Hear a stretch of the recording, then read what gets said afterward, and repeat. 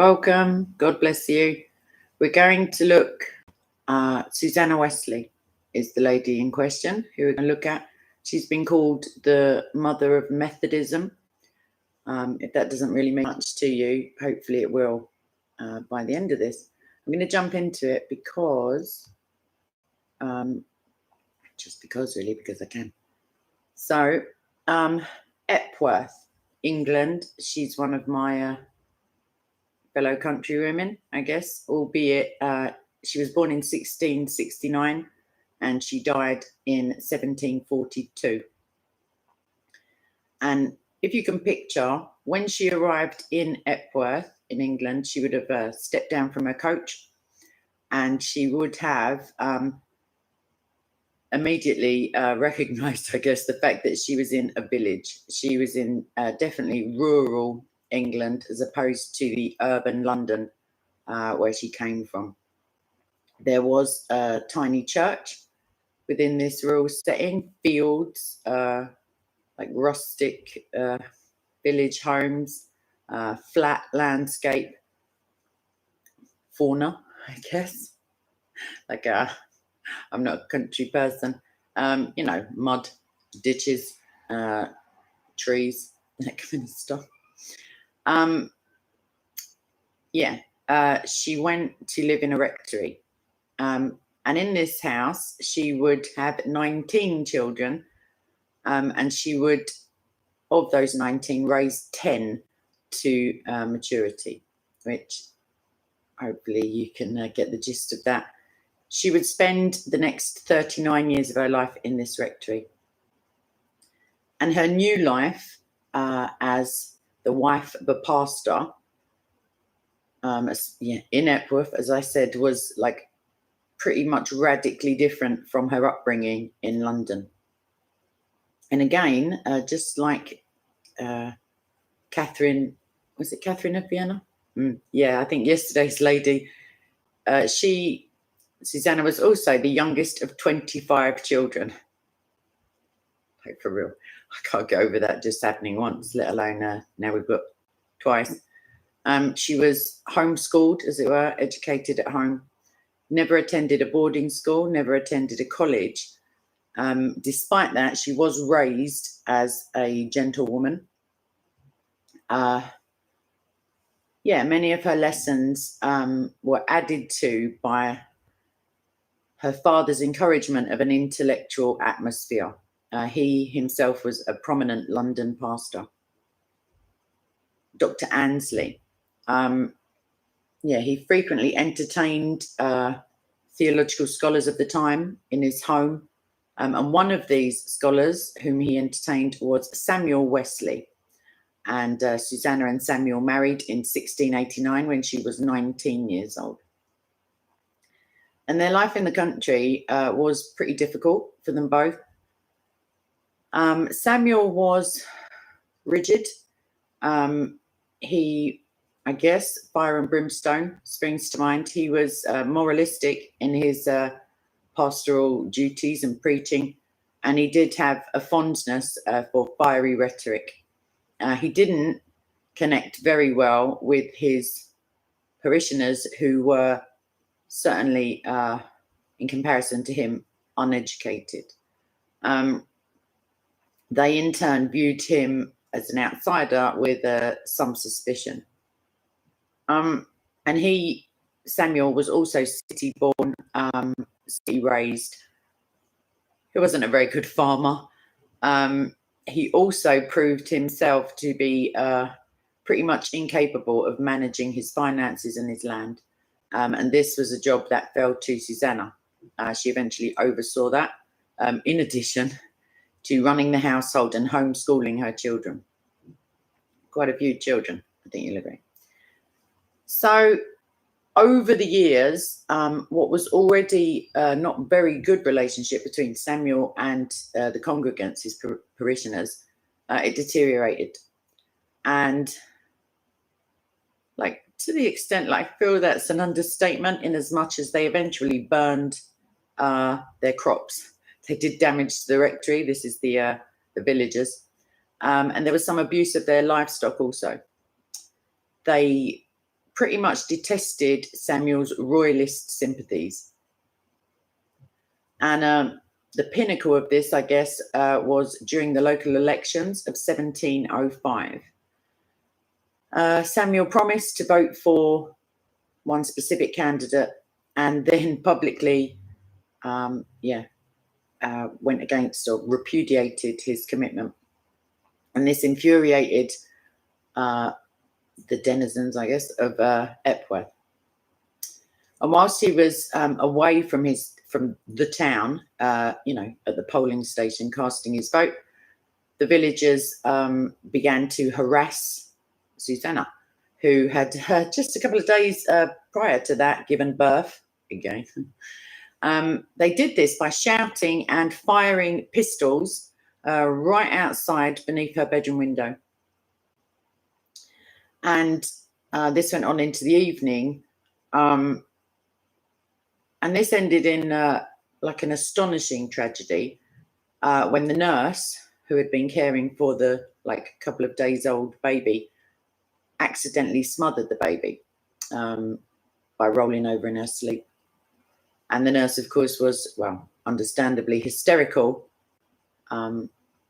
Basically burst into the rectory in the morning and just placed the dead baby in Susanna's arms.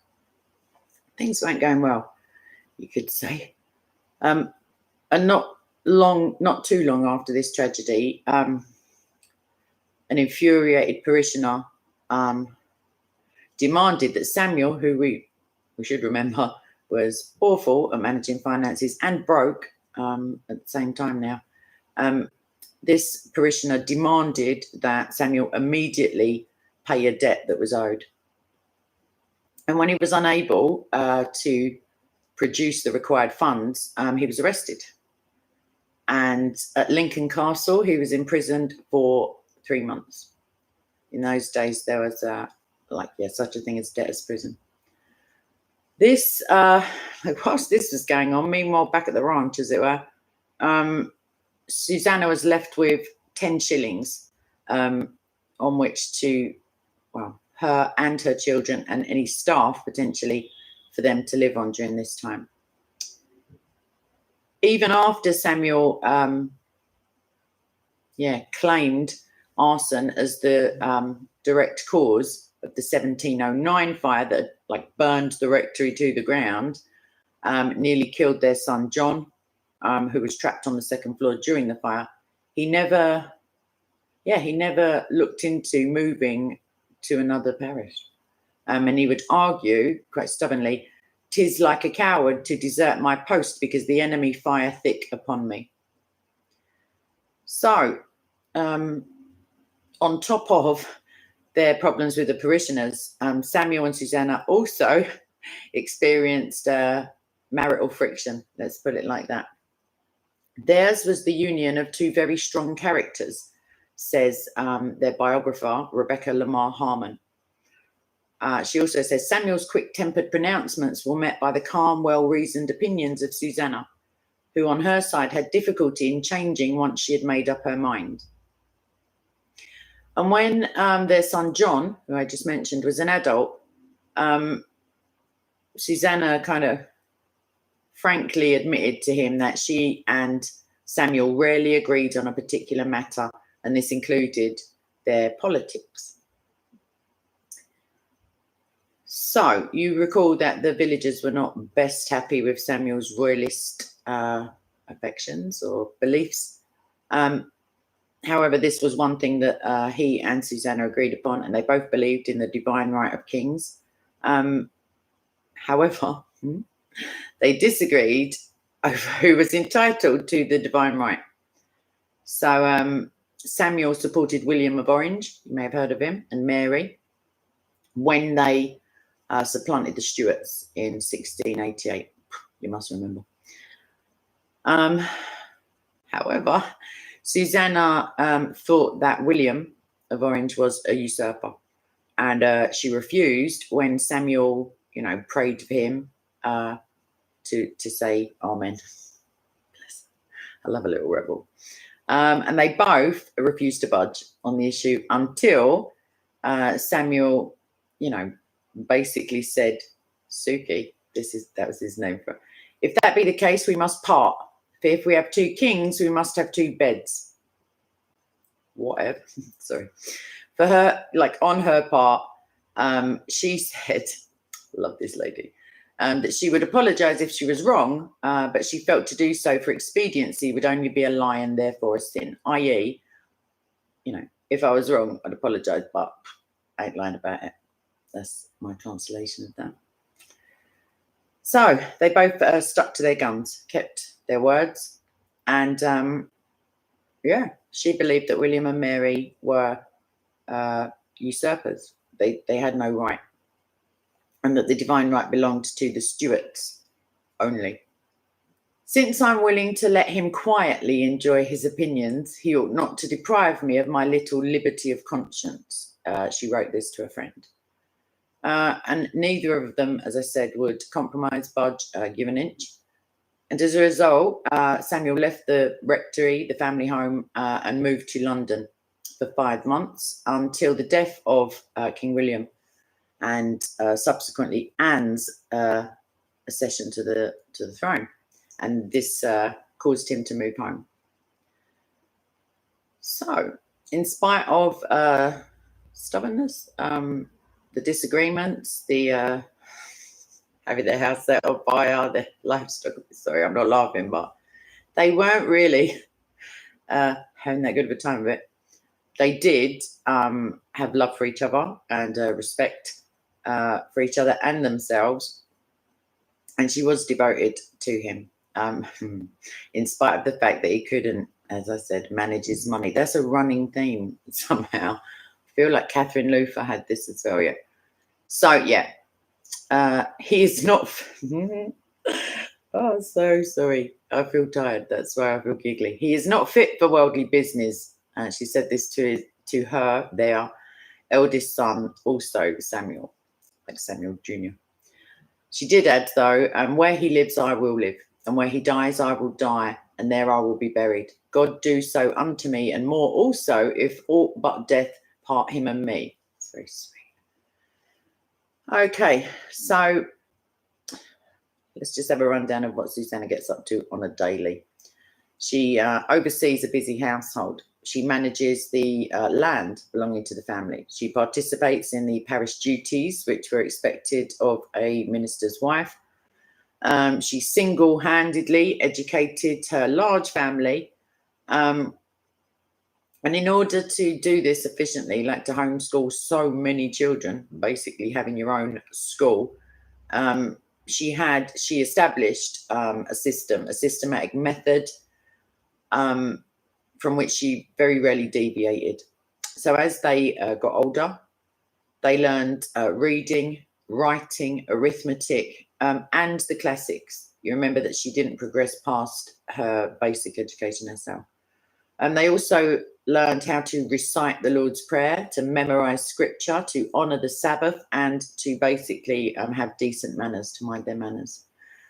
There was no such thing as loud playing or talking aloud of, she explained, but everyone was kept close to business for the 6 hours of school. Rising out of their places or going out of the room was not permitted except for good cause, and running into the yard, garden, or street without leave, i.e. permission, was always esteemed a capital offence. So she believed definitely in the importance of a varied and thorough education for girls as well as boys. She had pretty, I don't want to say hardline, but definite opinions on how this education should be delivered. An example of this is that she believed girls should be taught to read before they were taught how to, domestic chores and how to manage a household. For the putting children to learn sewing before they can read properly is the very reason why so few women can read fit to be heard and never to be well understood. So she was strict with the children. However, she was gifted as a teacher and she had an immense amount of patience. I wonder at your patience, Samuel, is recorded as saying one day, after observing her, repeat and repeat and repeat the same instructions to the same child. You have told that child 20 times the same thing. He's marveling at her patience. If I had satisfied myself by mentioning it only 19 times, I should have lost all my labour. It wouldn't have been worth it, was her reply. It was the 20th time that crowned it.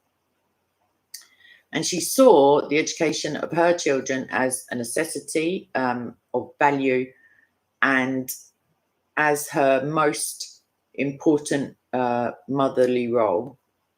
More than this, she considered it her personal ministry.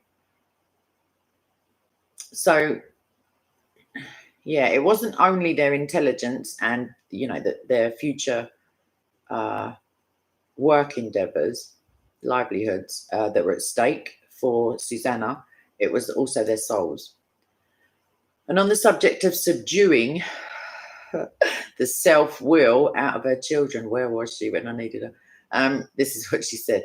Heaven or hell depends on this alone, so that the parent who studies to subdue, in brackets, self-will, in his child, works together with God in the renewing and saving a soul. The parent who indulges it does the devil's work, makes religion impracticable, salvation unattainable, and does all that in him lies to damn his child, body and soul forever. So she weren't joking.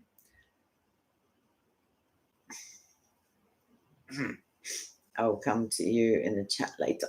Okay, so, right, despite how committed she was to her children's education, there were certainly times where she felt pretty underwhelmed at their societal contributions. After her daughter Amelia read aloud to Susanna about a Danish missionary, Susanna decided that her own contributions to making a better society, like, in the form of her children, was just lacking, that she wasn't as good at it as she could have been. So after this, she vowed to change her situation in the only place she had control over, which was her own home. And she began to see that her children may be deficient in her individual attention. And therefore, like as if she hasn't got enough on her plate, she established a rotating schedule of evening conferences, if you're not too shy. And during that time, she met individually with each child, basically just to discuss, whatever was on their mind. That could be of a spiritual nature, or it could be just ordinary concerns. So, whilst during Samuel's pretty long, frequent absences to London, she would host evening worship services in her kitchen. Samuel wasn't a fan. He didn't approve of that. Potentially, it slipped his attention. It didn't matter that the kitchen services attracted more participants than the guy who'd taken over from him the Sunday morning services. He just refused to condone her actions. Guess what she did? She stood her ground and replied, "As to its looking particular, in brackets, unseemly, I grant that it does. But so does almost everything that is serious, or that may anyway advance the glory of God or the salvation of souls, if it be performed out of a pulpit or in the way of common conversation." Go on, Susanna. So, yeah, she remained determined. She remained strong-willed, stubborn, I guess, assertive. And she just carried on with the kitchen services. That was it. She referred to the kitchen congregation as our society, and she conducted the services in pretty much the same way that Methodist societies later formed by her son John, who you recall almost died in the fire when he became a famous preacher, John Wesley. The kitchen format followed him through. So she was also, with all of her children certainly, but John she played an important, influential role when he first began to consider ministry. Samuel, his desire was that his son would continue into higher education. Guess what? Susanna, not so much. No. She urged her son to become ordained as quick as you like, soon as possible. I think the sooner you are a deacon, the better, she wrote to John, she referred to higher education, which you remember is Samuel's wish for him, as trifling studies. So, he was a good boy. He followed his mother's advice and was ordained a deacon by the Bishop of Oxford in 1725. And this would basically dictate the course of the rest of his life. And now we come to the death of Samuel. This was 1735. Susanna at this point went to live with John, her son, at what was called the Foundry. And this was Methodist headquarters in London. Even though she went to live with her son, she wasn't initially convinced by the teachings of the Methodist movement. The more, though, that she entered into a discussion with her sons John and Charles about their newfound religious experiences, the more she witnessed herself her son's remarkable accomplishments, the more enthusiastic she became. And soon she was teaching classes to women at the Foundry itself, herself also. And she was taking part in meetings, tent meetings, open air tent meetings that, when I say, were starkly different from the Church of England. That's no throwaway comment, because she'd attended the Church of England all her life. She helped to convince her son John of the benefit of lay preachers, who in turn assisted in the spreading of Methodism around England and beyond England. I am content to fill a little space if God be glorified, she wrote.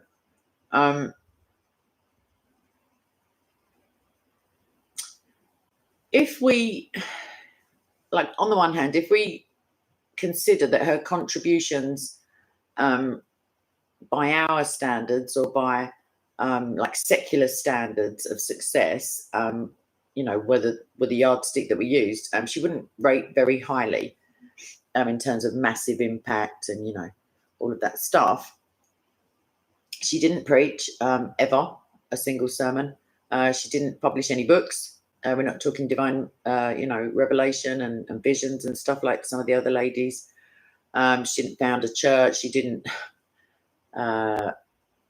establish any convents or anything of that kind. And we wouldn't, in fact, really have any historical interest in her or knowledge of her today if it weren't for her sons, her most famous sons, who were John and Charles. And I guess that brings up the question of, why am I speaking about her? Why do I consider her an important Christian woman? Her method, for want of a better word, her structured, disciplined educational standards for her children, and the way in which she raised her children shaped them, most certainly, more so, I guess, than children today are shaped by that. Your mother's influence is massive in your life anyway in the early years. However, they had no secular schooling. They didn't, they were formed, as it were, educationally by her alone. And particularly her sons, also her daughters, she made a great effort with their education, but she, caused John and Charles to be upstanding citizens and pretty important spiritual leaders. Their ideas have shaped lots of stuff since then. She had a commitment to being God's collaborator, as she kind of put it, in the saving of souls, primarily her children, and then outward. like she was of critical spiritual influence on her children, and they in turn then influenced like lots and lots of people. But she's not just their mother. She's not just the mother of Methodism, as she's been given that title. She can be a role model, whether you agree with her theology, because certainly I've seen some of it in my, not this module, I feel like it was the last one, but it's not, it doesn't solely rest on whether you agree wholly with somebody's theology, because one of my most like cherished, is that the word? Favorite doesn't seem to do it justice. You don't have to. Spurgeon, for example, he's got the most beautiful sermons. I just love reading them. They're just very intelligently and like thoughtfully put together, and he was such a young man when he did it. I definitely disagree with massive parts of his theology. C.S. Lewis, I mostly agree, but there is like one stark, glaring like discrepancy between our theologies. But even as Spurgeon says, if somebody loves your Jesus, like you can't not love them. And therefore, Susanna not only influences her children, who go on to influence, certainly in England, like my ancestors, I guess, on some level. She was, they were in London. But she can be seen as I won't say a role model for women, because that just sounds naff. But yeah, her writings are also very considered for somebody who didn't have a further or higher education, or like trifling, what was it? I can't remember what she called it. She can be a means by which we can reevaluate our own like attitudes to education of what's important, because certainly now, like secular education, like it's enough to try and get a prayer in a school, like let alone consider the souls of the children who are being educated. She had a steadfast nature. She was determined. She was considered, and she didn't let even her husband's basically opinions get in the way, because she knew what was best for her children, really. And therefore, like, she's an example, certainly. She showed also that the things of the church are not where like the spiritual life, as it were, begins, but it's at home, or it can be at home if you're lucky enough to have a mother or father who's got faith. She also, I guess, like nowadays, she's a reminder, I guess, that parenting like isn't just changing nappies or I don't know, providing snacks and like sticking them in front of the TV. I don't know, like that there's not only societal concerns with good manners and good behavior, etc., but it's more about the inner child. Not, I don't mean like as an adult, but the inner child of the child to consider. And it's in that she teaches us the value, if we didn't already know it, of not only saving souls but renewing them, and the massive impact that can have, like the ripple effect throughout the church eternal that she's had. So that's what I think about that. So I'm not sticking around too long because it's a bit of a longish day today. All right, everybody, you got, oh shucks, I should have finished like really promptly, and then it would have been a half-hour vid. Never mind, you've got like a few minutes if anybody has a question or a comment or a really massive urge to not type anything while I'm asking. Oh gosh, Bill, yeah, the thing is that can't really be laid at the feet, you know what I mean, like the fact that a lot of churches have bowed to secular twaddle, as I like to call it, you know, the church does go through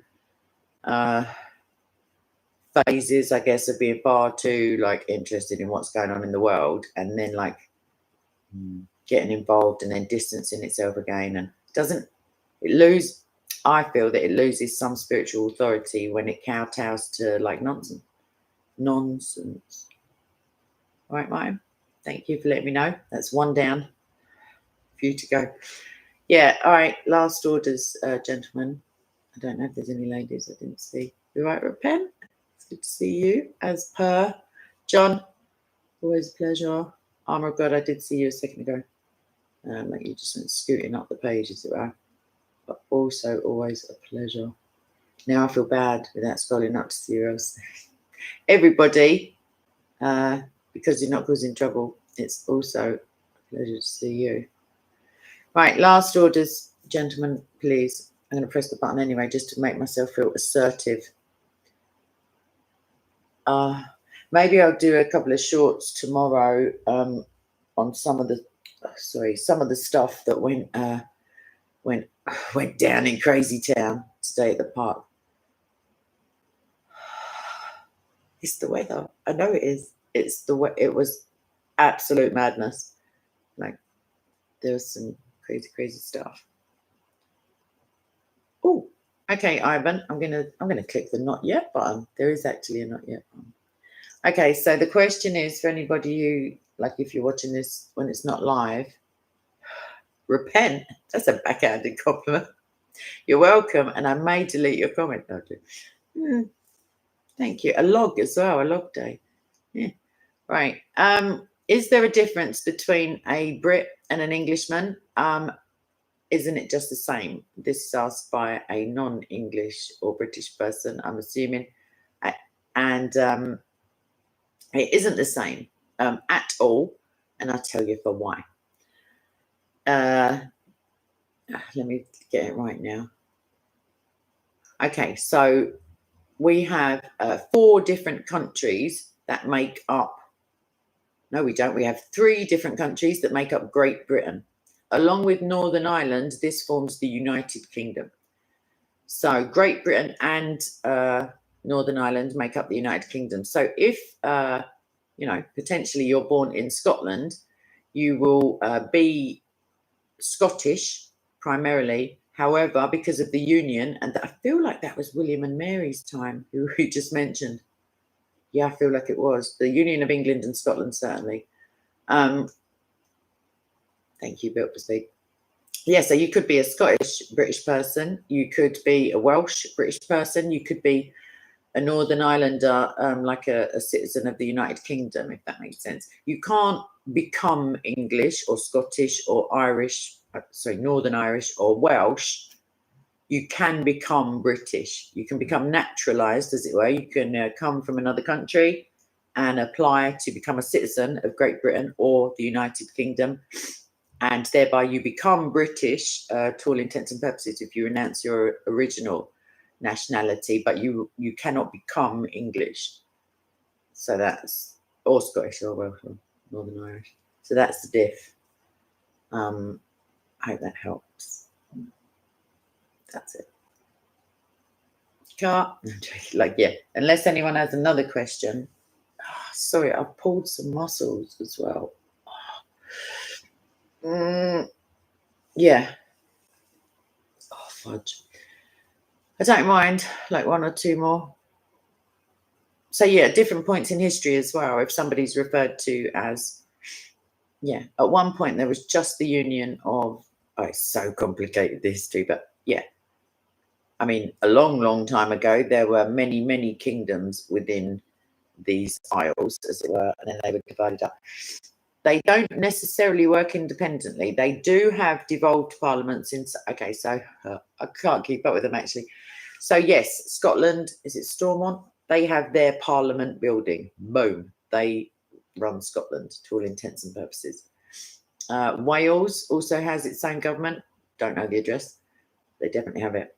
Northern Ireland has or had a parliament of its own. And, of course, England has I can't think of the right word. the executive, the legislative, the House of Commons and House of Lords, i.e. the Houses of Parliament, which ostensibly govern the United Kingdom from a centralised point. However, within our, everybody's our parliament, but it just happens to be my parliament, as in terms of I'm from England, you will find representatives from the four kingdoms, the four countries, I should say. However, at differing times in history, I believe certainly at the moment, potentially Northern Ireland, their parliament devolves. They are run ostensibly from London, and yeah, it just depends. There can be years without any. It's not autonomy. That's not the word I'm looking for. But yeah, they are all Westminster. I mean, now that we're out of the EU, certainly Westminster is supreme in terms of legislation for the entirety of the United Kingdom. But of course, yes, they have some autonomy. However, if they wished full autonomy, they would have to hold a referendum in order to leave the Union. The Act of the Union is the piece of legislation, I feel that's most relevant. They have had that referendum in Scotland, and thank goodness, from my point of view, they said, "Nah, you're all right, son," and they stayed. They said it in a Scottish accent, though. So yeah, the English Parliament, or the building which is in England, which is parliamentary, does, yes, make rules that affect both Scotland, Wales and Northern Ireland also. So yeah. Any questiones? I mean, I know a little bit about. So within Britain, we've got the executive and we've got the legislature. So the executive is the parliamentary party that is in power at the time. And we've got branches of government. The other people who can make laws other than the legislature and the executive, i.e. the opposition of the House, like the House in its totality, and the party that governs is the judiciary. So if legal precedent can be a new recourse of the law. Acts of Parliament only, obviously the clue's in the title, goes through Parliament. Prior to that, Westminster, even though it was supreme within the United Kingdom, we were beholden to the European Union Parliament. So yeah, that's it. The Houses of Parliament are made up of the House of Lords, which can be a hereditary thing, or it can be bestowed by a royal, like by the Queen. She can make you a lord or a lady, as it were.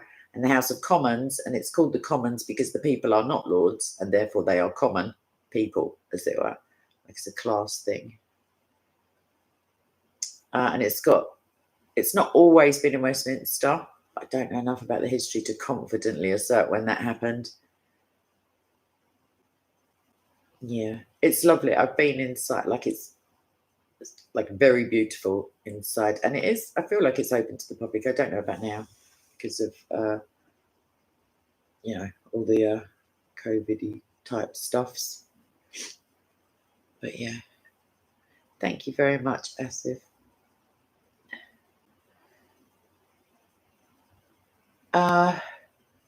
Colonialism, Ivan, I don't understand. Sorry, I don't know at which point you typed that, as it were, like in respect of what? You mean the beauty of the Houses of Parliament, maybe? Or yeah, I don't want to guess what you mean because I don't know. I'm not maybe I'll do a video on it one day, but I'm loath to, as a Christian, certainly, I'm not that keen on adopting these I don't know how I want to put it, current narratives about the history of my country, certainly, because just as other nations are afforded grace in terms of their histories. Like, I wasn't there, certainly. I don't feel that statues also should be removed. And the reason I don't, doesn't really, to me, if the contemporaries of the person who is now like immortalized in statue were not railing against the practice that they're now being, people are chanting for their removal, life was very, very different. For a start, Susanna Wesley was one of 25 children. Things were different, let's put it that way. Also, if you, even the most odious people, not the people, the practices, if you remove them, I feel like the underlying thing is to remove traces of history and therefore make it easier to repeat history. Like Sir Winston Churchill, they've, there's been protests about his statue and wanting it removed. And I just can't fathom it at all. Like, obviously, I can see the argument. He was literally Antifa. He was fighting the fascists, the Nazis. Like, he didn't have a very good opinion of Islam, though. So I'm not for one moment suggesting that comes into it. But you know what I mean? Shocking. He oversaw a terrifically difficult time in British history. And he just deserves respect just for that. Like, I don't know when it became so, like, acceptable to just be, like, what's the word? Like, you can't be screeching for diversity and equality when you don't afford any equal opportunities for people to have any other ideas other than the ones that you're screeching about. You can't call for diversity while telling everyone you have to believe this. It's literally Orwellian doublespeak. Like, it. Don't get me started. Had a long day, darlings. Nice, Martin. That means, so the Palace of Westminster was built in 1016, so basically 400 years after the grounds of St Paul's and Southwark cathedrals were, I can't think of the word, sanctified? It's not hallowed. I'm not really sure. Consecrated, that's the one. Yeah, we got some history going on in England. Come and visit. It's quite warm at the moment. Come to Speaker's Corner. It hasn't got that long of a history, but it is a royal park. And I'm going to do that. That's what I'm going to do. Not visit London to go to Speaker's Corner because I live here. That'd be silly. But I'm going to make a video about the history of Speaker's Corner. I'm also going to blow my nose shortly. Just thought I'd share that with you all. Because it's quite painful. Yeah, so you're not born. Oh, you are actually. Excuse me. British is like English, Irish, Scottish, and Welsh are in their original forms ethnicities, as it were, whilst the term British is it's a nationality. Like, it's, does that make any sense? I don't know. It does to me. Like I say, if two of your parents are English and they move abroad, before or during a pregnancy and the baby is born elsewhere, the baby can claim, in one sense, to be English, but they're not born in England, so technically, but they can choose a dual nationality. They can have the nationality, if their parents stay there, they can have the nationality of the place they were born and maintain their British identity, even though they were not born in Britain or naturalised. Yes, we had the War of the Three Kingdoms. I vaguely remember studying that. The Welsh just seem to tag along. Like, the big problems are usually like Ireland, Scotland. I went the wrong way, Scotland and England. But bless the Welsh. They also haven't got any part of our flag. Like the Union flag, I got to sniff because I can't find the tissue. It's ridiculous. I haven't had a tissue in this thing. Okay, so the Union flag, which is, no, it's not, because I've got it's mirrored on the, yeah, it's that one. But it doesn't have the little curly whirly bits and all that. is made up of the country flags for England, Northern Ireland, and Scotland only. Excuse me. I'm so sorry, but I just can't cope. I do apologise. Either way, still all there. Either way, if you have a look, the red vertical and horizontal cross is the cross of St. George, who is the patron saint of England. The blue that you can see, the Scottish flag is a blue background with a white X, which you can just see around the edges of the red X. So that's Scotland with Northern Ireland is the red X on a white background. So that's the X that you can see. And then on top of all of them, like sealing the deal, as it were, is the cross of St. George. I see.